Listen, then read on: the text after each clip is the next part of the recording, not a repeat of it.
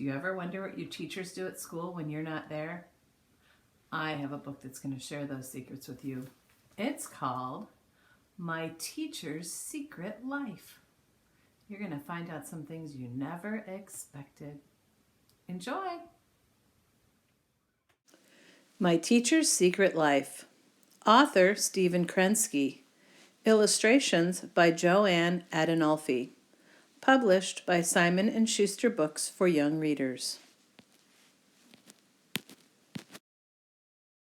Remember, the dedication page is where authors and illustrators thank very important people in their lives. Stephen Krensky dedicated this book for Joan. Joanne Adinolfi dedicated this book for my dearest big sister Donna and my dearest big brother James, who always inspire me, delight me, and care for me. I know everything about my new teacher, Mrs. Quirk. Her first name is Isabel. She bites her lip when she's thinking hard, and she has eyes in the back of her head in case we try anything funny. Once a week, Mrs. Quirk takes us to Miss Painter's art room. It's the only place in the school where we can make a mess on purpose. When Mrs. Quirk comes back, she doesn't always recognize us. Look carefully at the picture. Why do you think she doesn't recognize them? Every day at 3 o'clock, Mrs. Quirk says goodbye to us. She doesn't have to leave, though, because she lives at school with all the other teachers. I can imagine what happens after we're gone. First, Mr. Crumple, the custodian, leads a trash patrol through the halls. Litter, he says, is no one's friend. Then the gym teacher, Miss Whistle, makes everyone do exercises. What a great name for a gym teacher, isn't it? Mrs. Quirk stands in the back because she has trouble touching her toes. All that running around makes the teachers hungry. The cafeteria staff cooks their meals, putting together stuff from the lunchtime leftovers. Potato puff soup and macaroni bread show up a lot. While the teachers eat, Mr. Stern, the principal, watches closely to make sure everyone behaves. I wonder if he gives out honor slips. After dinner, the librarian, Mr. Peruse, reads stories aloud.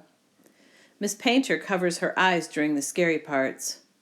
Nothing frightens Mrs. Quirk, but she makes faces if the story is too mushy. Later, the teachers return to their rooms. They all keep pajamas and inflatable mattresses in their bottom left desk drawer, the one that locks with a key.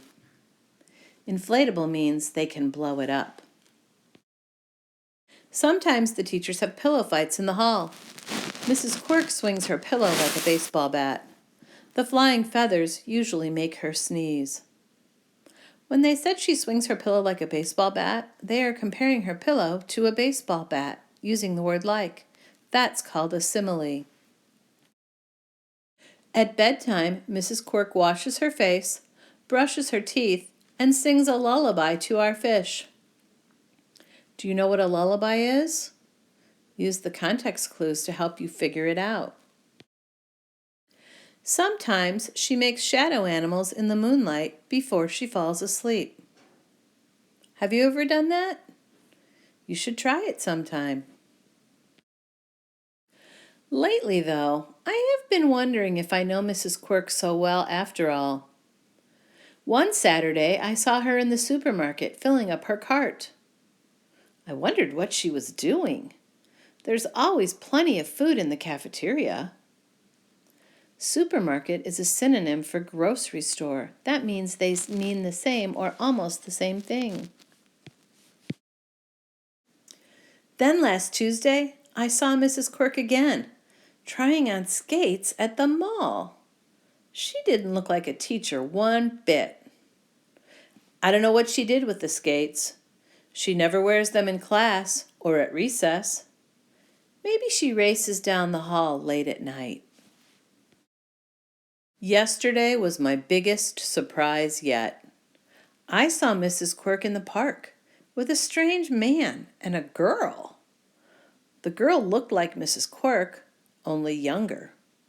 The strange man even put his arm around Mrs. Quirk. She didn't seem to mind. Who do you think the man and the young girl could have been? I've been watching Mrs. Quirk extra carefully ever since. He looks like a detective. I wonder what he's trying to find out. In class, she acts just the same.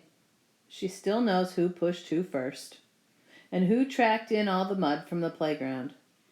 And she still bites her lip while she's thinking. Mrs. Quirk must figure she has everyone fooled. But not me. I know Mrs. Quirk has a secret life. I just wonder when the other teachers will get suspicious. Have you ever wondered if your teacher has a secret life? I'll bet they do. I'll bet they have husbands and wives and children, and maybe even animals. Like my dog Molly. Molly, look up there. There she is. So ask your teacher about their secret life.